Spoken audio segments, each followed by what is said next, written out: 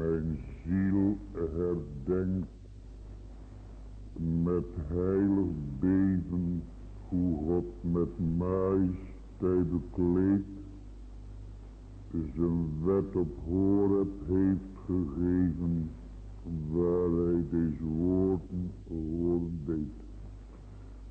Och, of wij uw boom volbrachten, genade, o hoogste majesteit, hun door het geloof in Christus krachten, om die te doen uit dankbaarheid. Het is het eerste en het laatste van de 10 geboden. Vooraf de 12 artikelen des geloofs en daarna het laatste gedeelte van Romeinen 3. Ik geloof in God en Vader, den almachtige schepper des hemels en der aarde. En in Jezus Christus zijn enige geboren Zoon, onze Heere, die ontvangen is van den Heilige Geest, geboren uit de maagd Maria, die geleden heeft onder Pontius Pilatus, is gekruisigd, gestorven en begraven, nedergedaald ter hel, ten derde dagen wederom opgestaan van de doden, opgevaren ten hemel, zittende ter rechterhand Gods, des almachtigen Vaders, van waar hij komen zal om te oordelen de levenden en de doden. Ik geloof in den Heilige Geest. Ik geloof een heilige, algemene, christelijke kerk. De gemeenschap der heiligen, vergeving der zonden, wederopstanding des vleeses en een eeuwig leven. Romeinen 3, beginnende bij het 9e vers. Wat dan? Zijn wij uitnemender? Ganschelijk niet. Want we hebben tevoren beschuldigd bij de Joden en Grieken dat ze allen onder de zonde zijn, gelijk geschreven is. Er is niemand rechtvaardig, ook niet één. Er is niemand die verstandig is. Er is niemand die God zoekt. Allen zijn ze afgeweken. Tezamen zijn zo nut geworden. Er is niemand die goed doet, er is ook niet tot één toe. Hun keel is een geopend graf. Met hun tongen plegen zij bedrog. Slangenvenijn is onder hun lippen. Welker mond vol is van vervloeking en bitterheid. Hun voeten zijn snel om bloed te vergieten. Vernieling en ellendigheid is in hun wegen. En de weg des vredes hebben ze niet gekend. Er is geen vreze Gods voor hun ogen. Wij weten nu dat al wat de wet zegt, dat ze spreekt tot degenen die onder de wet zijn. Opdat alle mond gestopt worden en de gehele wereld voor God verdoemd zij. Daarom zal uit de werken der wet geen vlees gerechtvaardigd worden voor hem, want door de wet is de kennis der zonde. Maar nu is de rechtvaardigheid Gods geopenbaard geworden zonder de wet, hebben de getuigenis van de wet en de profeten. namelijk de rechtvaardigheid Gods door het geloof van Jezus Christus, tot allen en over allen die geloven, want er is geen onderscheid. Want ze hebben allen gezondigd en derven de heerlijkheid Gods. En worden om niet gerechtvaardigd uit zijn genade, door de verlossing die in Christus Jezus is. Welke God voorgesteld heeft tot een verzoening door het geloof in zijn bloed. Tot een betoning van zijn rechtvaardigheid door de vergeving der zonden, die tevoren geschied zijn onder de verdraagzaamheid Gods. Tot een betoning van zijn rechtvaardigheid in deze tegenwoordige tijd, opdat hij rechtvaardig zij en rechtvaardigende degenen die uit het geloof van Jezus is. Waar is dan de roem? Hij is uitgesloten door wat wet der werken, nee, maar door de wet des geloofs. Wij besluiten dan dat de mens door het geloof gerechtvaardigd wordt, zonder de werken der wet. Is God een God der Joden alleen en is hij het niet ook der heidenen? Ja, ook der heidenen. Nademaal hij een enige God is, die de besnijdenis rechtvaardigen zal uit het geloof en de vooruit door het geloof. Doen wij dan de wetten niet door het geloof, dat zij verre, maar wij bevestigen de wet tot dusverre. Onze hulp is in de naam des Heeren, die hemel en aarde gemaakt heeft. Genade, vrede en barmhartigheid wordt u allen rijkelijk geschonken en vermenigvuldigd van God den Vader en Christus Jezus den Heere in de gemeenschap des Heiligen Geestes. Amen. We zoeken nu tezamen het aangezicht des Heeren. Heere, gemocht in de middag van deze heilige rust en sabbatdag nog een gebed geven om te bidden en nog een zucht om te zuchten. We zijn alles kwijt, we hebben het uit uw woord gehoord. In wat een staat van ellende dat we onszelf gestort hebben, moed en vrijwillig. En dat er van die boom geen vrucht meer zal zijn tot in de eeuwigheid. Dat alle verwachting te dien opzichte van de mens zelf is afgesneden. Maar om nu tot dat bewustzijn gebracht te worden door de Heilige Geest. Door de wet is de kennis der zonde en door het evangelie wordt Christus ontdekt en geopenbaard, die het einde der wet is tot rechtvaardigheid en iegelijk die gelooft.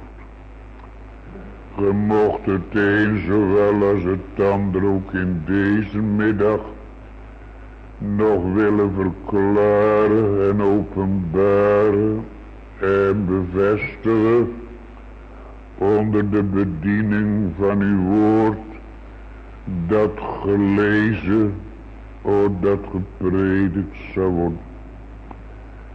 Paulus is het die plant en Apollos die nat maakt. Gij zijt het alleen die de wasdom geven kan. Het is alles afhankelijk van u en van de bediening en werking des Heiligen Geestes. Maar toch heb geen uw woord gezegd en ik wil er van de huize Jacobs om gevraagd zijn dat ik het er zal doen. Leer ons vragen, leer ons zuchten, leer ons vluchten.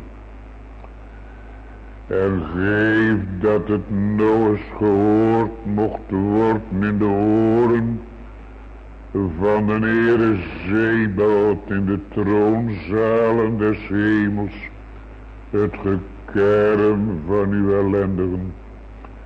En dat geen deze middag hier en allerwege waar uw woord gebracht zal worden, ook onder de Joden en onder de heidenen, gemocht nog voorspoedig willen rijden op het woord uw waarheid, in rechtvaardige zachtmoedigheid, en dat uw rechterhand uw vreselijke dingen mocht leren. Het is nog de tijd der genade. Het is nog de tijd dat we nog bekeerd kunnen worden. En bekeerde mensen worden niet bekeerd, maar die onbekeerd zijn. En dat is ook een verborgenheid.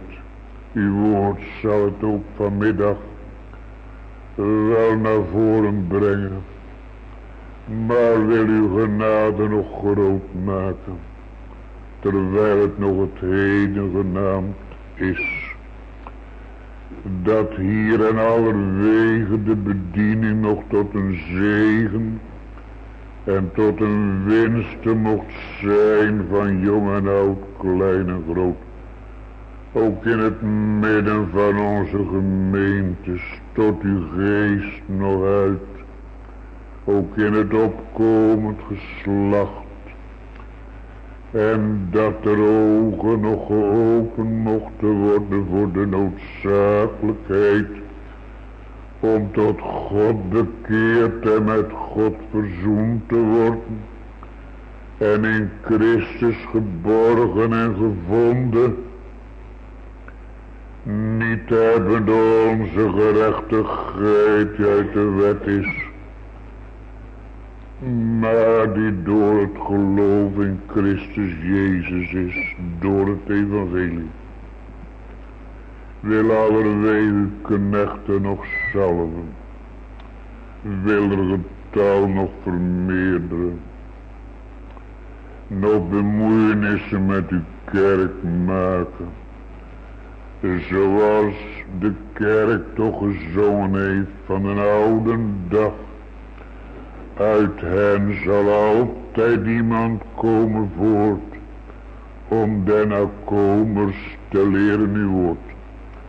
Heere, dat de leerde pleiten door het geloof op die goddelijke beloften en toezeggingen, en voor ons eigen hart en leven, om die verlossing te mogen kennen en te omhelzen, die in Christus Jezus is, tot de verkwikking van uw gunstgenoten, tot de versterking van het eenmaal gewrochte geloof, en tot een uitzien naar de tijd, dat Sion verlost zal worden van al de ongerechtigheden. De zieken en kranken die met ons niet opgaan kunnen. Twee weduwen in bijzonder die we aan uw troon en u opdragen. Met zoveel anderen en ook anderen die geen besef meer hebben van de tijd waarin ze nog leven en van de eeuwigheid die zo wachtende is. Och, aanbiddelijke wezen, gemocht des ontfermers nog willen gedenken. Nog genade willen verlenen waar het gemist wordt. En waar het geschonken werd, nog opklaren als de heldere morgen zonnestraal. En op bevestigen door uw goddelijke geest, ook voor dat volk dat met ons nog vergaderd is, ook in deze middag. Laat ons wat vallen voor de arme zielen. Gedenk, aanbiddelijke wezen, aan alles wat in rouw en droefheid over de wereld zwerft en verkeert. Gedenk aan de weduwen en wezen en weduwenaars in de eenzaam leven, wat allemaal eenzamer wordt en geduriger erger wordt, zoals we wekelijks bij het bezoeken uit de mond vernemen. Och, zie nog een gunst van boven neer, drijf ons toch eens uit naar de hemel, om verwaardigd te worden om de God des hemels en der aarde in waarheid en oprechtheid te mogen kennen, bezitten en ontvangen.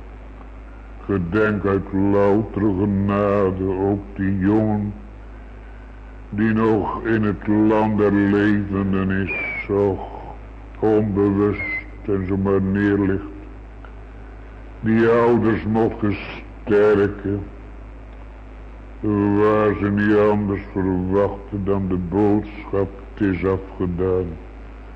Ontferm u, o God, over ons opkomend geslacht, en dat al de roepstemmen toos geheiligd mochten worden. Och, breng ons tot inkeer en tot een wederkeer en tot een waarachtige verbrijzeling des harten, waar het nog de welaangename tijd is. Gedenk aan die leden die in deze week een jaar tot een jaar is toegevoegd en toegevoegd zal worden. Eén zelfs 90 jaar oud en nog hier zit met zijn vrouw. En ander 78, och, de tijd die vliegt zomaar. En we vliegen mee. Maar dat we samen om God verlegen mogen worden. Om die God bij wie uitkomsten zijn zelfs tegen de dood.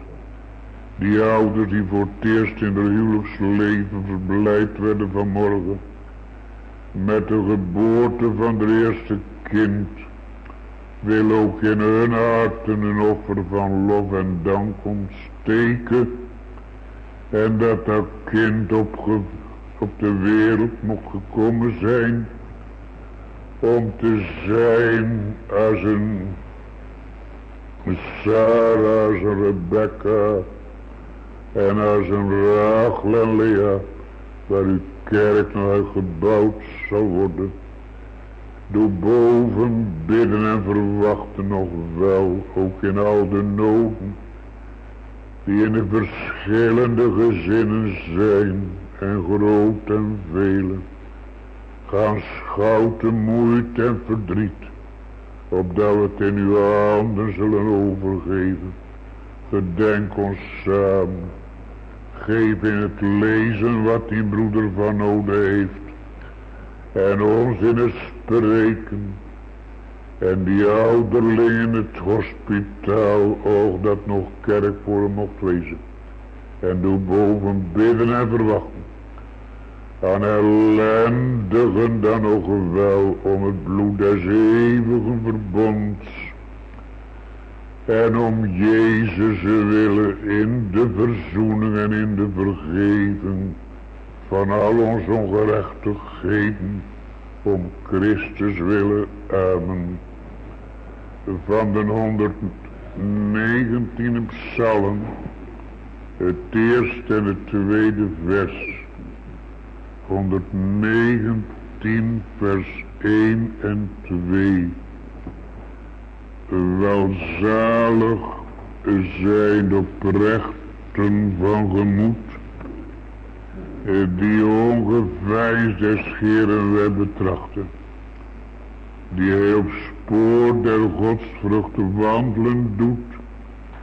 Welzalig die bij dagen en bij nachten Gods wil betracht, en hem als het hoogste goed van harte zoekt met ingespannen krachten. Het is uit Psalm 119 en daarvan het eerste en het tweede vers.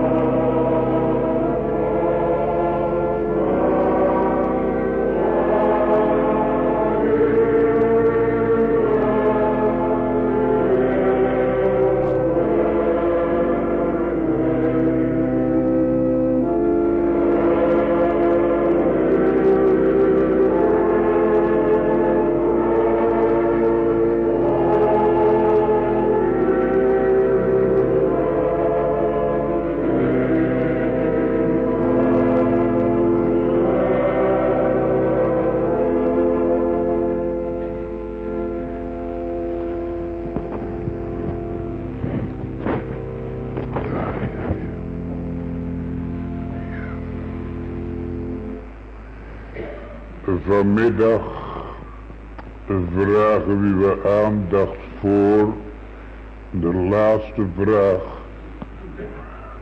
van zondag 2.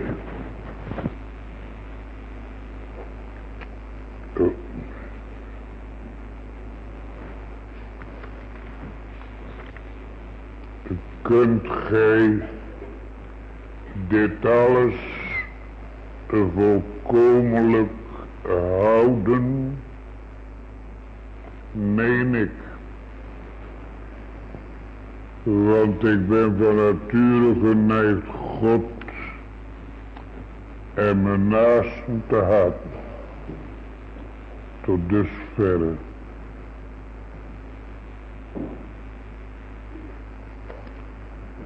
Ik zou vanmiddag, om te beginnen met de verklaring van die vraag en dat antwoord, in de eerste plaats willen zeggen wat een schrikkelijke belijdenis.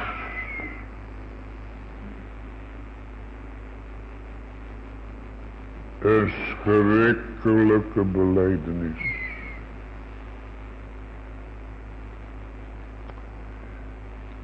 Ja. Dat zou toch wel een belijdenis zijn, zeker, die het minste van de maatschappij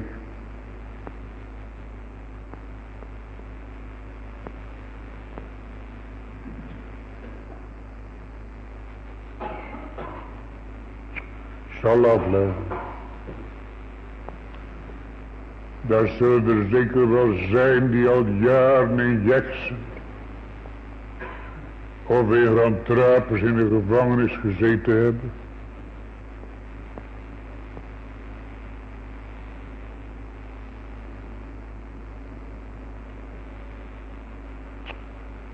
Die al 10, 20 jaar opgepakt zijn door de politie.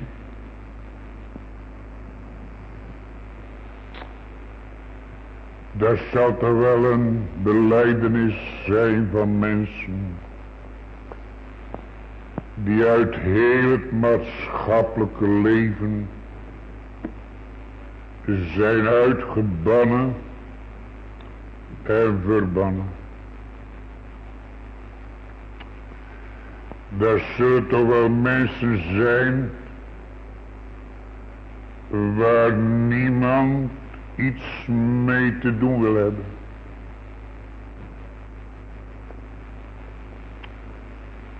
Die niet meer waard zijn om aangekeken te worden.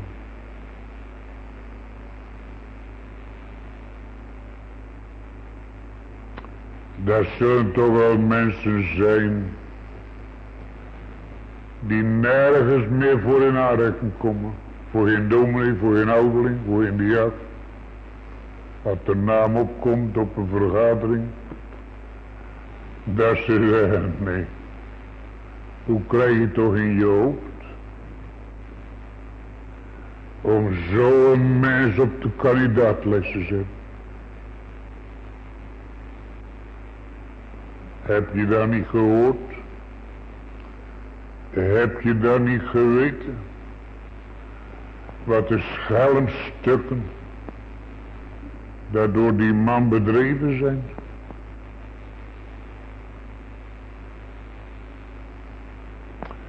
Nee, nee.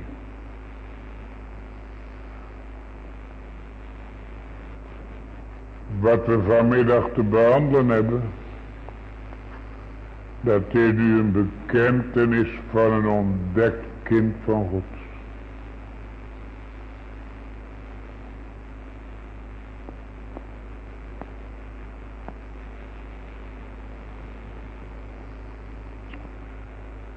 Die met de profeet Ezechiel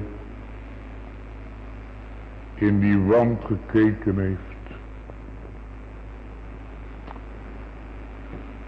En waar de Heer tegen gezegd heeft, graaf maar dieper. En ge zult meer gruwelen vinden. Och ja, gemeente, ik heb pas gelezen waarom dat zoveel mensen een afkeer van de catechismus krijgen. Want ze hebben geschreven van die catechismus dat er zoveel versleten termen en uitdrukkingen in voorkomen die niet meer behoren in een catechismus van onze tijd. Dus we zullen straks zeker maar aan de kant moeten doen.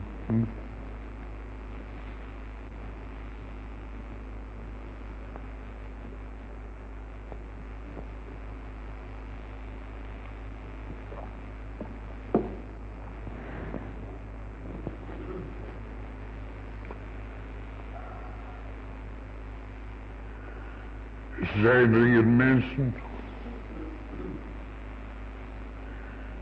die dat aanvaarden vanmiddag?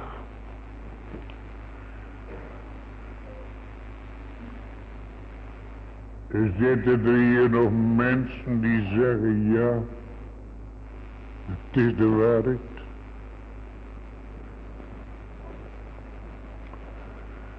Of heb je ook al bezwaar tegen? Dat je wat anders wil horen.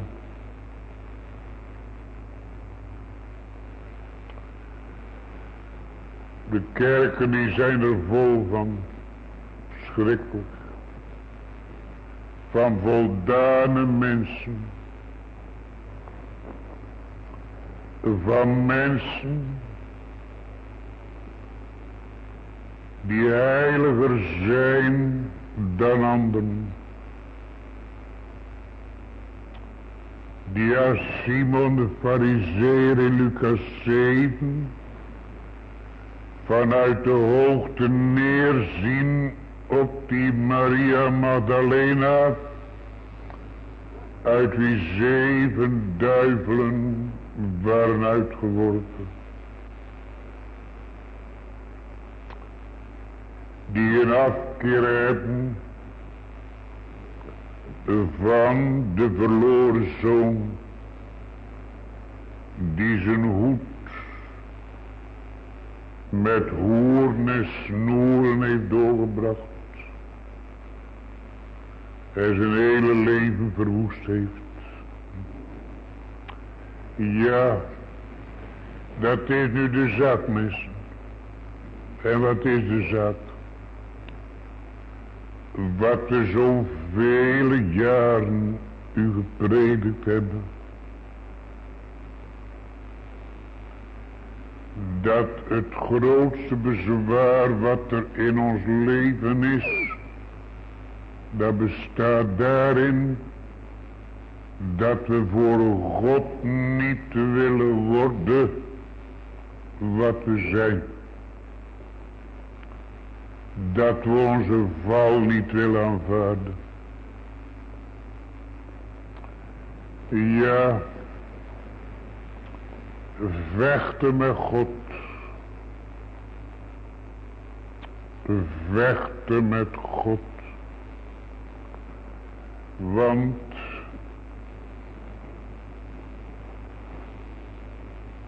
dat wil zeggen, daar is in het hart van dat volk een beginsel, een nieuw beginsel, al is het maar een klein beginsel, van die voorgestelde stel de gehoorzaamheid om niet naar sommigen,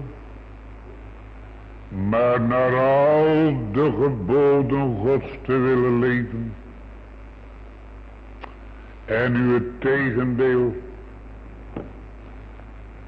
dat treffen we aan en dat vinden we in ons harten, van dag tot dag.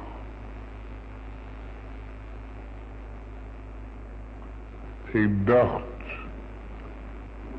zo zult ge misschien zeggen, dat het een gezond teken is in het leven van Gods kinderen, dat ze tegen de zonde strijden. Ja, ja, want als God zijn genade verheerlijkt heeft, dan is in je leven de zonde tot dood geworden.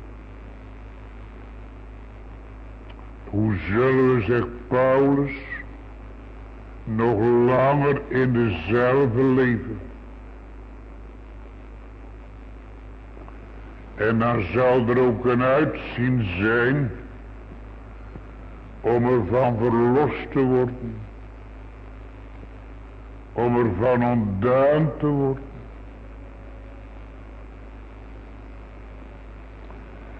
Maar om nu goed te keuren en te aanvaarden dat wel de heerschappij van de zonde verbroken wordt. En dat terwijl de schuld van de zonde wordt weggenomen, maar dat de smet der zonde en de gevolgen van de zonde blijven, zolang als Gods kind op de wereld leeft.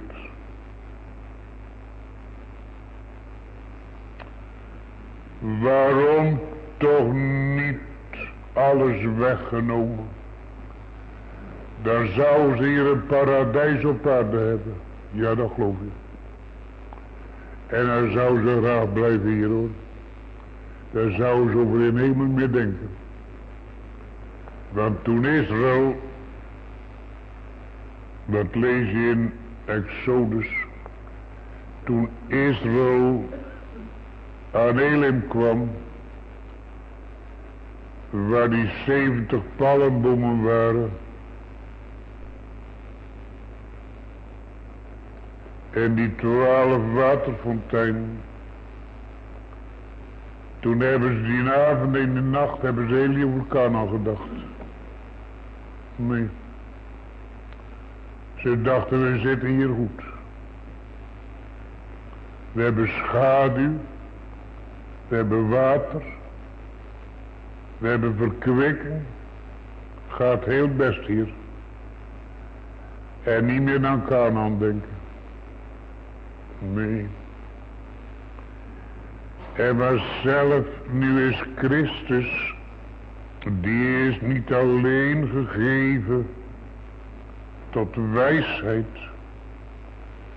en tot rechtvaardig maken, maar Christus die is ook gegeven en geworden tot heilig maken.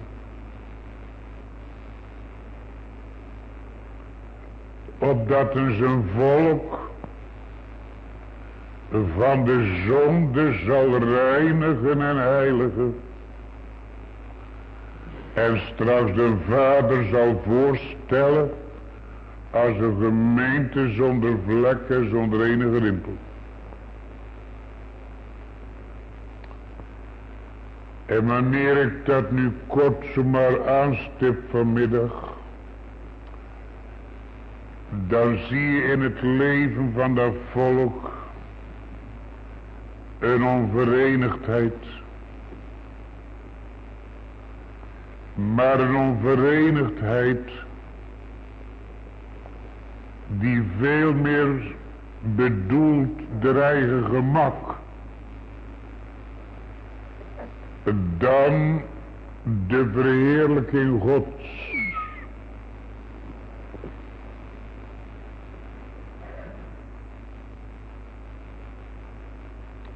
Want als je nu toch eens, laat ik het zomaar heel eenvoudig en plat zeggen.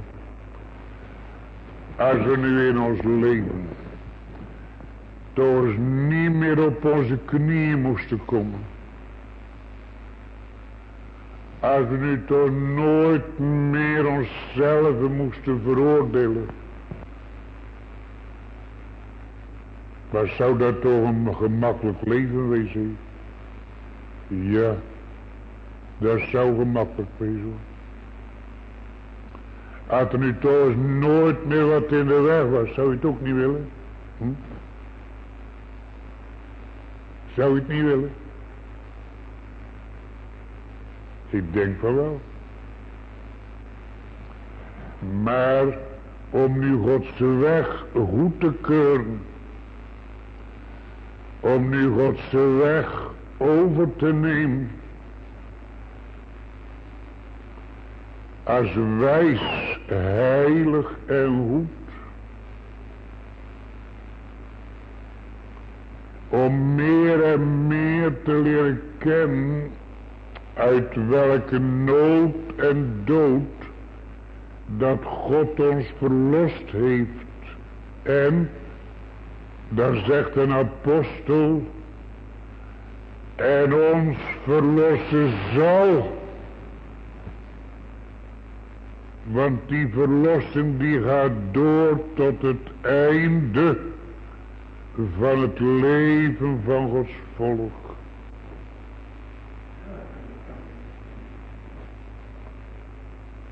In de hemel wordt er niet gezondigd. In de hemel hebben we geen last meer van onszelf. In de hemel willen we geen mens meer doodmaken. Ja, maar nu ga je weer een beetje te ver, zegt sommige mensen tegen me. Nu ga je weer een beetje te ver, hoor. Je bent toch zo'n man die zo doorvloeit. Zou het waar wezen? Zou ik er te veel van zeggen, denk je? Want wij ook nog een farizeeër die van jezelf niets kent. Die van jezelf niets kent. En die vezels mensen van eigenliefde, die liggen zo diep in ons harten, zo diep. Maar wat niet anders is dan blakende vijandschap tegen God.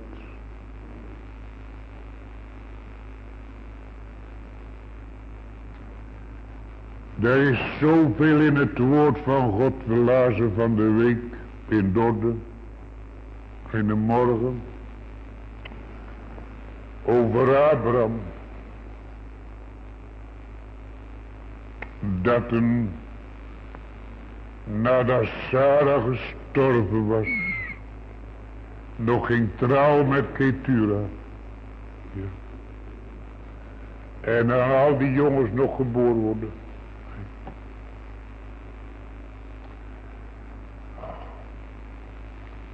Je zou toch zeggen, Abraham, ja, beter naar de hemel kunnen gaan, en nog 6 jongens op de wereld brengen. Ja. Maar zelfs daaruit, mensen, en daarin moest Gods werk nog openbaar worden. Dat moest nog openbaar worden. Want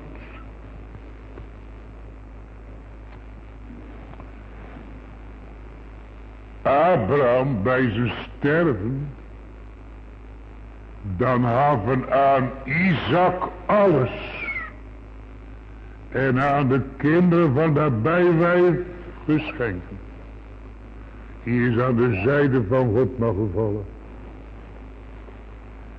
En toen heeft God met die Abraham nog gepronkt.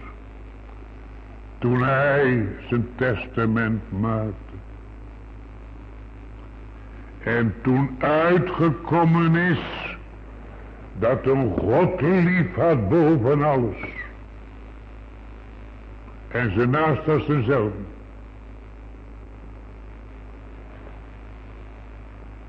Wij lezen de Bijbel, dat doe ik ook elke dag, wel zeker 3-4 keer. Zo vaak hij eet en drinkt. Maar dat gaat ook al uit de mode. Ook onder ons al gaat dat uit de mode, hebben we gehoord. Ja. Of zomaar een Psalm 117 lezen.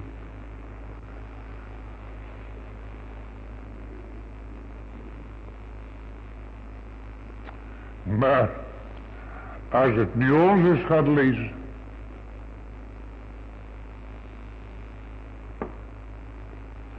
Als het ons eens gaat lezen. En als de hemel nu eens gaat verklaren inwendig wat erin verklaard ligt. En aan de grondslag ligt. De oneindige diepte in het leven van de kerken Gods. Als David gaat sterven, dat is een andere man. Als David gaat sterven, dan gaat er alles vervloeken.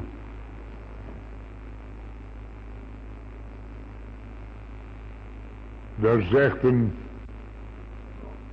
hoewel mijn huis al zo niet is bij God. We zouden toch zo graag met onze kindertjes pronken. Ja.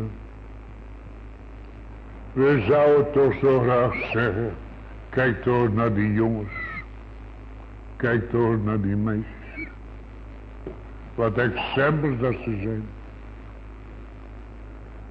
En zou geen voorrecht wezen, ja mensen zouden voorrecht wezen. Want de gedachte dat ze de eigen weg en de eigen pad gaan. En dan voor eeuwig. Voor eeuwig.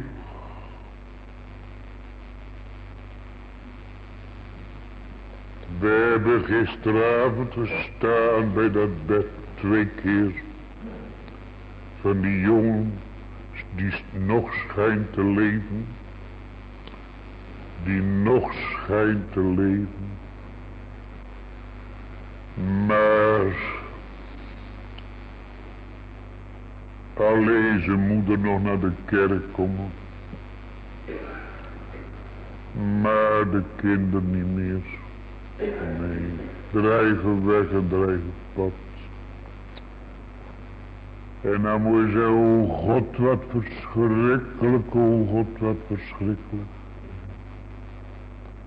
Maar wat zou nu een mens beheren? Meer Godsheer op, meer zijn eigen Heer op het oog, dan dat een Godsheer bedoelt.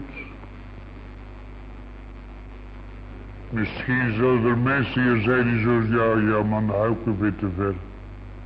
Nou, nu hou ik weer te ver, want ik zou toch in God ermee eindigen. Ja, dat geloof ik wel. Dat geloof ik. Als ik mezelf niet ken, zou ik geloven. Maar het is zo anders. Oh, het is alles zo anders, mensen. Als we genade krijgen, dan krijgen we te leren in ons leven dat er geen weg door ons betreden wordt, of we komen als een schuldig mens, komen we eruit. Als een schuldig mens. Overal onze kleren scheuren. En de onvolkomenheid van ons leven, die wordt in alles openbaar. Dat antwoord dat we vanmiddag hebben te overdenken, dat gaat over een goddeloze manasse, zowel als over een wettische Paulus en over een rijke jongeling, als wel over een verloren zoon. Dat gaat over alle godsdienstige mensen. Want laten we maar bedenken dat al onze godsdienst, dat ons kerkgaan, dat onze doop, dat onze belijdenis niet brengt in ons leven wat noodzakelijk is voor de eeuwigheid. Dat brengt het niet. Nee. We hebben vanmiddag gelezen, door de wet is de kennis der zonde.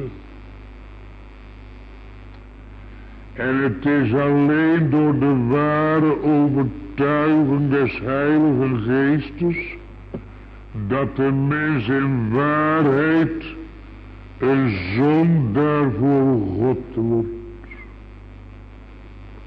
Daar zitten hier mensen, die zijn de hele leven in de waarheid opgevoed. De hele leven. Daar zitten hier nog mensen, die het niet tegen zullen spreken, al wat ze horen. Die dat niet durven. Die dat ook niet kunnen. Maar als je nu tot de vraag komt, mensen, heb je dat nu ooit in je leven tranen gekost? Heb je dat nu ooit gebracht in de valleien van waarachtige verootmoediging? Heeft dat nu ooit je zielen tot Christus gebracht? Dan zeggen ze nee. Dan zeggen ze nee. En nu is die man, die is 50 jaar oud. Die man is al 60. Die man die is 70. Er is er een die gaat naar de 80. Daar is er een die is van de week 90 jaar oud geworden. En we hebben die familie ook gekend als jongen reden. En ontmoet verschillende van die mensen op prijzen zoals ze preekten. En de waarheid gehoord, o zuiver gehoord hoor, zuiver. Ze hebben onder een leraar gezeten, die toen die leer van Kuiper in de wereld kwam, van de veronderstelde wedergeboorte, dat die leraar op de preekstoel zei, ik heb gezien dat er een pest komt over Nederland. Door de leer van de veronderstelde wedergeboorte. Die heeft er al van gesproken zoveel jaren geleden. En het is wel uitgekomen dat dat waar was. Want daar zijn wat mensen in slaap gewiegd, mensen. Oh, daar zijn wat mensen in slaap gewiegd. En nog elke dag. En aangesproken als christenen. En aangesproken als verbondskinderen.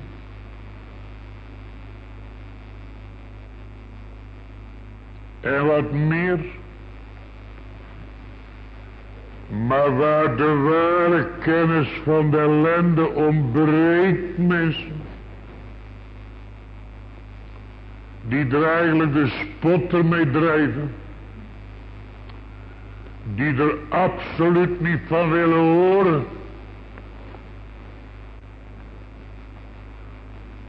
Ze zou je ogen uit je hoofd willen krauwen. Als ze je aankijken. Vanwege de vijandschap. Wanneer het gaat over de zuivere waarheid.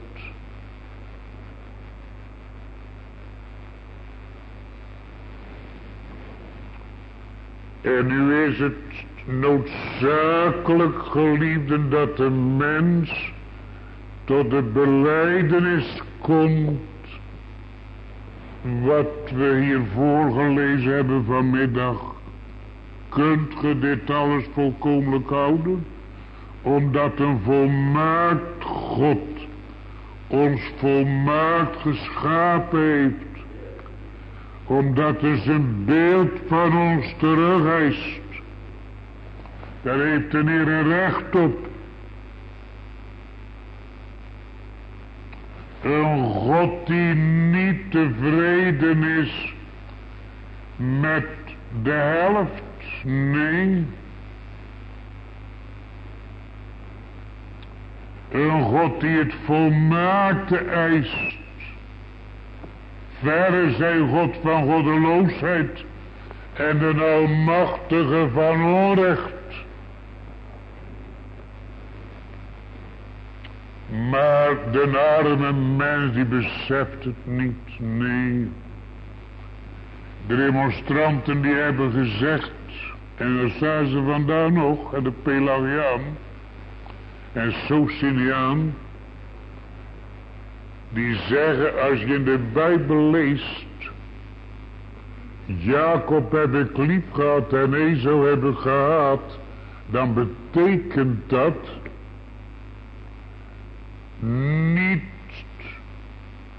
dat je dat woord haat in de sterkste zin opvatten moet. Maar dan moet je daarvoor lezen, minder lief hebben. Dat God had Jacob meer lief dan Esau. Maar hij had toch ook nog een beetje liefde voor Esau, zeggen ze. En dat is algemeen God lief. God die heeft een mens lief. Dat wordt in scholen geleerd. En dat wordt op catechisaties voorgehouden. En dat wordt ze ingeprent. En dat ze dat over zullen nemen. En dat ze geen de minste twijfel meer zullen hebben in hun verder leven. Dat het slecht met hun uit zal komen. Want dat God barmhartig is en meer barmhartig en rechtvaardig. Zo gaat dat in de wereld door en in de godsdienst. Maar er staat hier, kunt ge dit al volkomenlijk houden. Zoals God dat van een mens eist. En dan staat er, neem ik. Daar staat niet ten halve. Daar staat niet gedeeltelijk. Daar staat niet een weinigje. Nee. Maar er staat, want ik ben van nature geneigd God en mijn naaste te haten. Ja, maar nu moet je met dat woord geneigd ook een beetje oppassen, hoor. Je moet het niet al te strak nemen. Je moet dat woord geneigd dus op gaan vatten in die zin dat de mens, die is wel geneigd God en zijn naaste te haten, maar die is ook nog wel een beetje geneigd om God lief te hebben. Je moet ze maar eens horen zingen. Je moet ze maar eens horen belijden.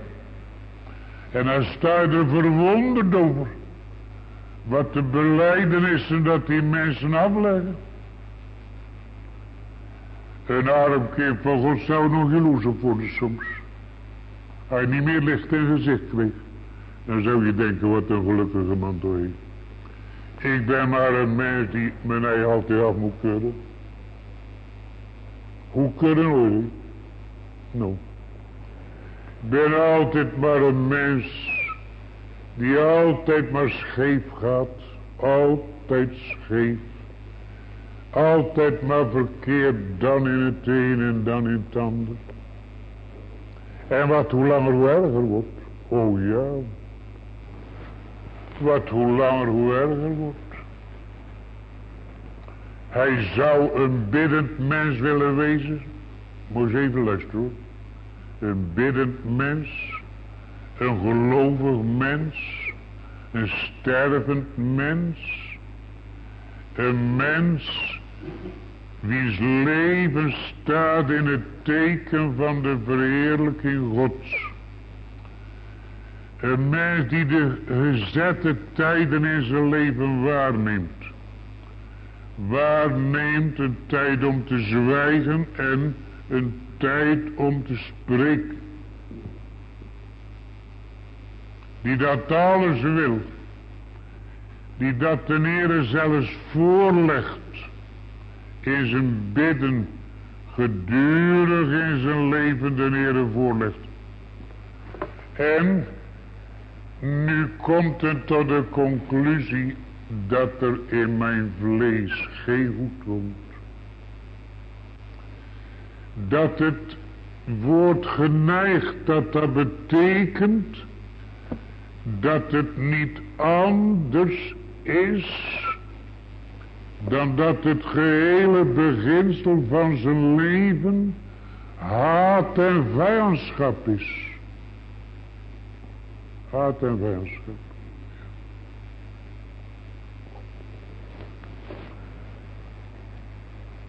Volgende week dan zullen we een beetje meer moeten geven voor de school. Dat hoorde ik. En dat wil je wel doen, dat hoop ik. Dat hij altijd betoont. Ja. Misschien hij al uitgerekend dat hij geven zal volgende week. Dat kan best gebeuren hoor. Hij dan al last van de farizeeën had. Dat je zo'n goede man bent. Of een goede vrouw. Of niet? Het recht is wel hoor. Want de duivel die is overal bij. Die zegt alle mensen niet zoveel offeren. Ja. Vroeger toen onze eerste scholen in Nederland kwamen. Dan waren er mensen op verschillende plaatsen. Die geen melk kochten voor de kinderen. Om die centen aan de school op te offeren. Ja. En ik heb in boeken die ik hier gekregen heb toen ik in Amerika kwam. Heb ik kleine briefjes aangetroffen. Bonnetjes van 25 cent. Toen de school geopend was door dominee Pieneman.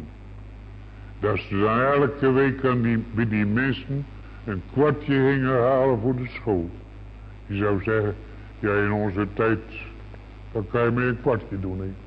Nou, but, och, als nu een mens is er buiten kon blijven.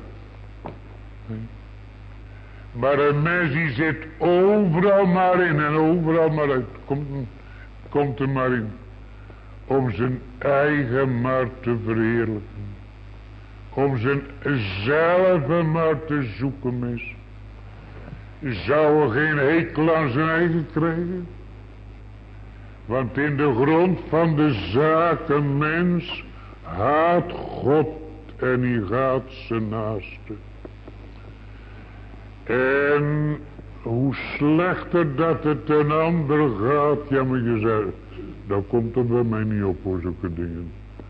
Ik kan de zon best in het water van een ander zien schijnen. Ja, omdat de zon bij jou zo helder schijnt, denk ik. Dat zou wel wezen. Maar als het nu bij jou eens ging, net als bij die man daarin, bij Heidelbergse, dat de wijnstok liegen zal. En er geen vrucht aan de wijnstok meer wezen zal. En alles teleurstelt. En alles verkeerd gaat. Is dat nog zo? En nu gaat het over het uitleven, geliefden, en over het inleven. Het is een ongelukkige, het is een verschrikkelijke zaak als een mens uitleven moet wat in die catechismus verklaard wordt. En we mogen op onze knieën God wel bedanken. Van dag tot dag. Van dag tot dag hoor. En van uur tot uur dat God ons bewaart. En dat God ons omtuint. Onthoud dat. Want we gaan vanmiddag geen pleidooi voeren voor de zonde. Nee. Dat zou verschrikkelijk zijn. De zonde, dat blijft een gruwel in Gods heilige ogen.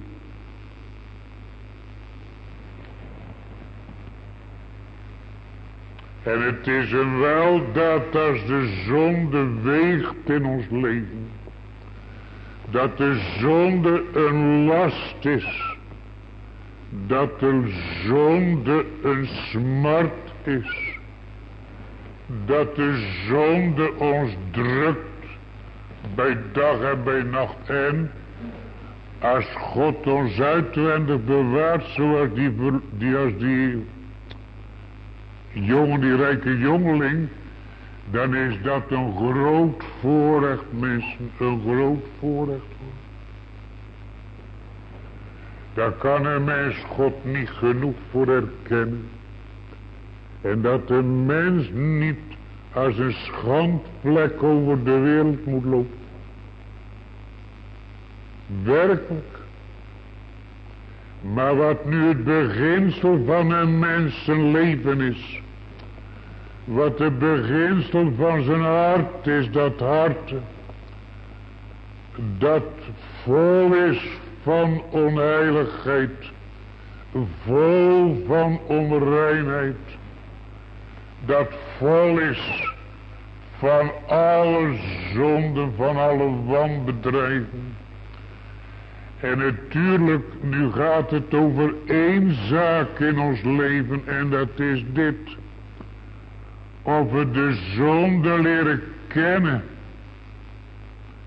En dat de zonde ons uitdrijft tot die fontein die geopend is voor het huis van David en voor de inwoners van Jeruzalem.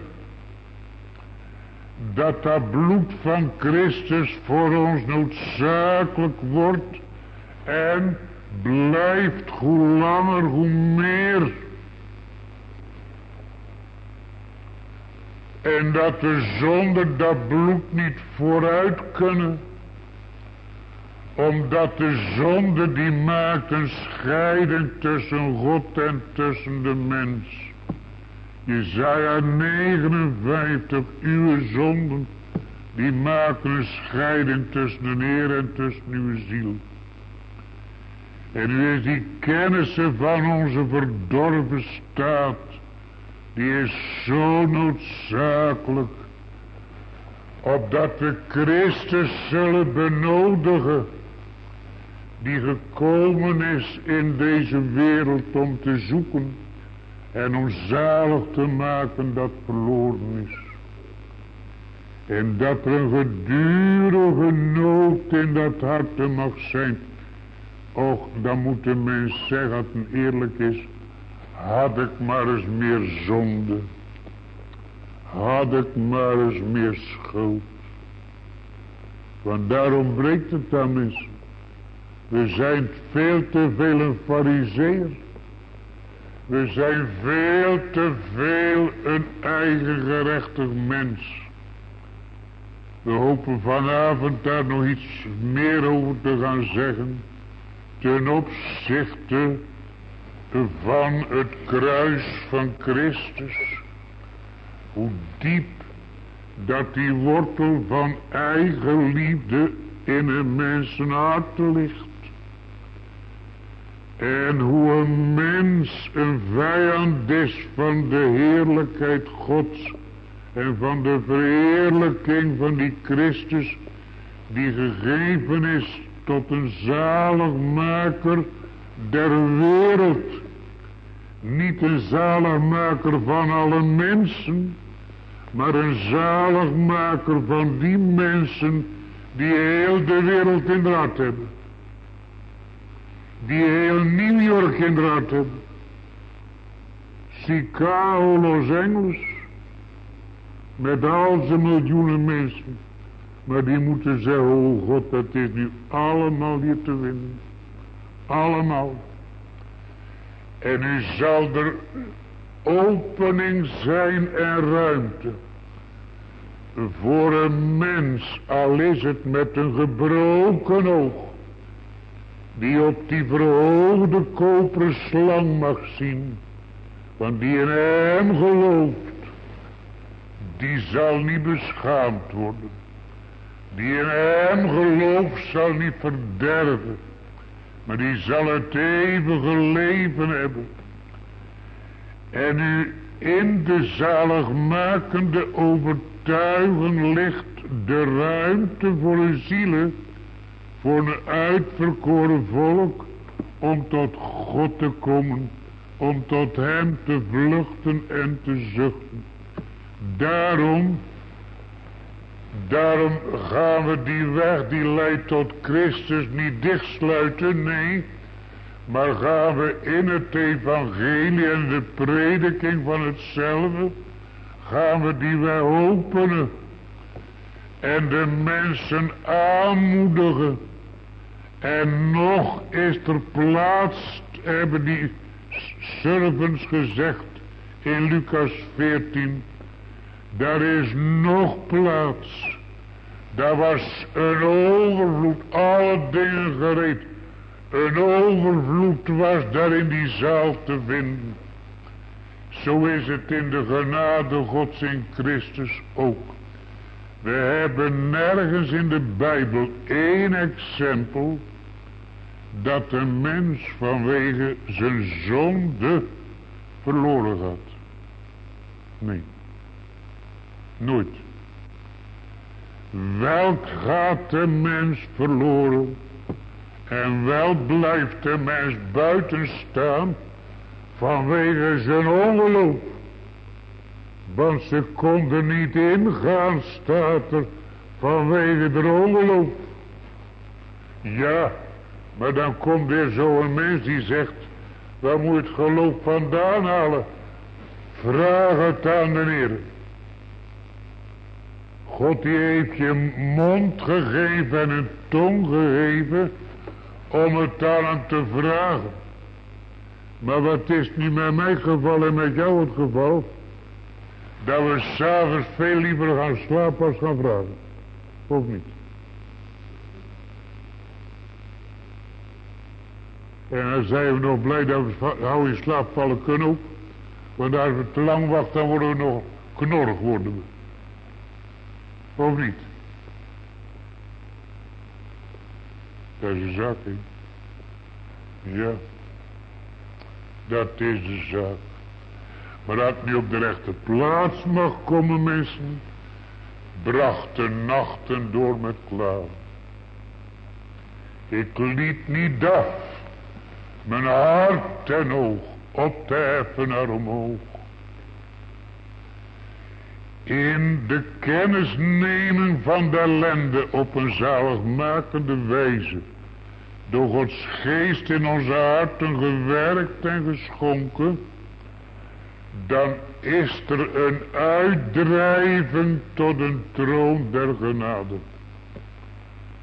Dan is het met die blinde Bartimaeus, zoon Davids. Ontferm u mijner. Dan is het met die tollenaar, o God. Wees mij zondaar genadig. Omdat God dat alleen doen kan. En omdat God van eeuwigheid bewoog in zichzelf. een middel heeft uitgedacht om ons te verlossen uit de staat der ellende en terug te brengen in de staat waarin we geschapen zijn. Dat is in beginsel terug te ontvangen het beeld Gods, bestaande in kennis, gerechtigheid en heiligheid, en dat het voor ons in ons leven een blijdschap zal worden, dat God zelf met behoud en verheerlijking van zijn deugden en van zijn rechten voor zo'n hater van God en een hater van zijn naaste, dat een zulke hoge en aanbiddelijke weg geopend heeft, dat we nog mogen zuchten met David in Psalm 51 en daarvan het 4e versje: ontzondig mij met hyssop en mijn ziel nu gans me laat zal rein zijn en genezen. Was mijn geheel, zo zal ik witter wezen dan sneeuw, die vers op het aardrijk nederviel. Het is het 4e van Psalm 51.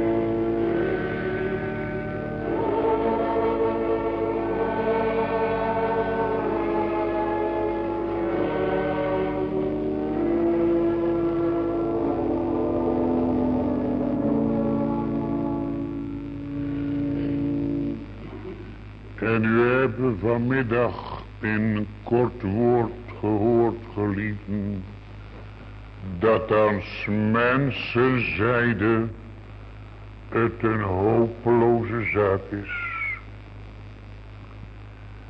En dat we van onszelf maar nooit wat moeten verwachten.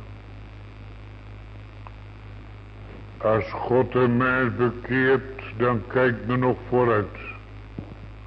Dat nog wel eens anders zou worden. Dan beheert een mens dat zijn leven nog wel eens anders zou worden. Dat een straks dit erboven en dat erboven. En meer de zonde zal afsterven en de gerechtigheid leven. Maar je moet maar onthouden, geliefden, wat de Heer gezegd heeft in Hosea 2. Daarom, in 13e vers. Daarom. En dat daarom, dat vloeit uit het eeuwige welbehagen. Daarom zal ik ze lokken. Dat gaat over de kerken Gods. En daarna zal ik ze in de woestijn voeren. En al daar zal ik naar de harten spreken. Eerst lokken. En dan in de woestijn. Ja. Dan in de woestijn. En in de woestijn, dat is niet anders dan de dood. Dat is niet anders dan ellende. Maar daar zal een uit de harten spreken. En dat betekent, daar zal een Christus openbaren. Die het leven van zijn kerk is. En daar zal God zichzelf vrij en soeverein aan dat volk openbaren. Toen mij geen hulp of uitkomst bleek en mijn geest in mij bezweek en ik overstelpt werd door ellende, hebt gij, o God, mijn pad gekend. En natuurlijk, als nu de tollenaar gaat leven, dan zou je willen dat de farizeer ging sterven. Maar dat is niet zo. Nee. Die farizeer die blijft net zo lang leven dat jij leeft. En die farizeer die zal tot de laatste dag van je dood. Die zal nog om een hoekje komen kijken of ze zijn handen er ook nog tussen kan krijgen. Uit haat en vijandschap tegen de Heer Jezus Christus en zijn dierbaar borgwerk. Dan zal hij je nog proberen op een troon te zetten en op een stoel te plaatsen. Dan zal hij nog proberen dat je toch nog enige hoop hebt dat je nog wat goeds voor de Heer kunt doen. Maar dat zal niet gelukken, nee. Want die farizeer die wordt buitengesloten. Helemaal buiten. Het is een hopeloze zaak van mensenzijde. Maar het blijft ook een hopeloze zaak. En Paulus die schreef in Romeinen 7. Dat is de praktijk van de heiligmaking. Ik weet dat in mij, dat is in mijn vlees geen goed woont. En u het willen, dat is wel bij mij, zegt hij. Maar, hoe is verder? Het volbrengen, dat wordt bij mij niet gevonden. Het volbrengen, dat wordt niet gevonden. En u heeft dat volk het op heiligheid aangelegd. En de uitkomst, dat is onheiligheid. Ze hebben het aangelegd op reinheid. En niet anders als onreinheid komt er naar voren. Ja. Maar opdat Christus in zijn borgtochtelijke bediening zichzelf zal verheerlijken en zichzelf zal openbaren in de harten. Ja, het zal zijn met dat doel om het zat te worden op de wereld. Om het moeten worden op de wereld. En om niet te tekenen om zo lang te leven als Methuselem. 969 jaar. En ook niet als Adam. 960. Nee. Maar wel om ontbonden en met Christus te zijn. Want dat is zeer verre het beste. Dus kunt ge dit nu al volkomenlijk houden? Nee. Maar nu is er één gekomen die het volkomen gehouden heeft. Daar is er één gekomen. En jong en oud. Om nu met hem eens blij te worden. En met hem verheugd te worden. En vooral als een mens jong is. Vooral als een mens jong is. Om in zijn jonge gezonde dagen God te mogen zoeken boven alles. Om de waarheid die naar de godzaligheid is te beminnen met je ganse hart en met je ganse ziel. Om op die waarheid te vallen, mensen. Om je eigen niet te laten bedriegen voor de eeuwigheid. En om niet mee te gaan met al dat geredeneerd. Kan wel anders. Kan wel minder. Tijd niet zo diep te gaan. Nee. Nee, mensen. Weet je wat waar is? Dan zijn ze zo vaak, vooral in het eerst van hun leven, voordat God een stempel op zijn werk gezet heeft, dan zijn die zielen die zijn zo bevreesd dat er tranen wel recht waren. Of er overtuiging wel recht was. Of de droefheid wel diep genoeg ging. Gedurig maar bezwaren. Gedurig maar bekommeringen. En dan zijn ze net als Benjan. Dan zei zijn man tegen Benjan. Toen hij zijn tranen zag. Die zei, wat ben ik toch jaloers op je, man. Wat ben ik toch jaloers. Maar Benjan die zei tegen die man. Je hebt het ook wel eens gelezen. Die zei, oh man, die zei. Ik zie nog zoveel stof in mijn tranen zitten. Zoveel stof in mijn tranen. Dat ze nog gewassen en gereinigd moeten worden. Nee. Altijd de onvolkomenheid en de onvolmaaktheid in onszelf. Opdat we tot de volmaaktheid zullen voortvaren. Tot die volmaaktheid die in Christus is. En nu is dat volk, dat is onvolmaakt in derzelfde. Niet dat ik volmaakt ben, zegt Paulus, maar ik jaag erna of ik het ook grijpen mocht, waartoe ik van Christus Jezus ook gegrepen ben. Maar nu zal die volmaaktheid straks komen, die hier ten deel het deel van dat volk was. En dan zullen ze straks volmaakt Gods lof ontvouwen, hem in gerechtigheid aanschouwen, verzadigd met uw goddelijk beeld. Amen. Heere, ge mocht het enkele woord van onderwijs van dit middaguur nog willen zegenen en heiligen, willen bekrachtigen en bedouwen door uw goddelijke geest. Wil ons in de avond nog andermaal samenbrengen. Nog lust en liefde geven. Ook onder het opkomend geslacht. Om er plaatsen nog in te nemen. Terwijl dat er nog plaats is.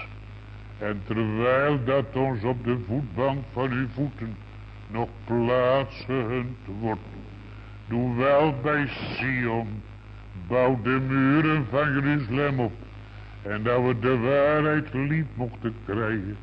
Met ons ganse hart erop vallen mogen met al wat in ons is. En verheerlijk uw naam en kracht aan zieken en kranken, bedroefden en beproefden. En heilig ons in uw waarheid. Uw woord is de waarheid, om Jezus willen. Amen. We zingen nu het 6e vers uit Psalm 19. Dan krijg ik van mijn plicht, o God, een klaar bericht. Wat is het vooruitzicht schoon? Het is het 6e vers uit de 19e psalm.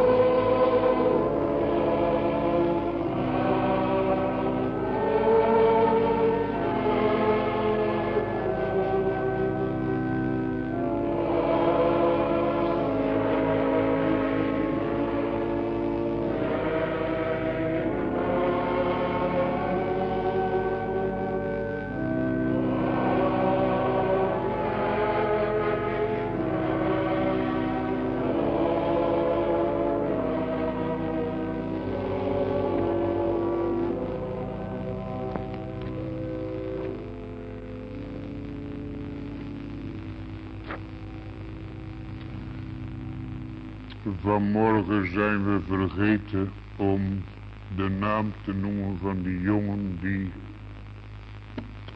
tussen leven en dood ligt.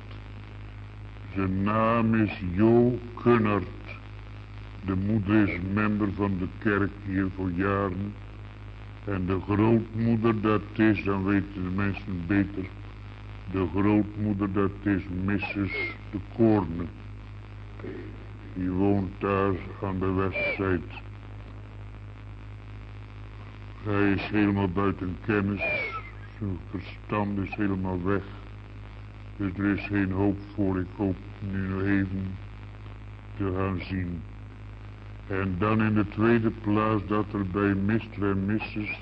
Raymond Klein een babygirl geboren is deze morgen. En Masti is 90 jaar van de week geworden. Ik hoop dat hij nog een paar bij krijgt en genade boven alles. Ontvang de zegen des Heeren. De genade van onze Heer Jezus Christus, de liefde Gods en de gemeenschap des Heiligen Geestes, zij met u allen. Amen.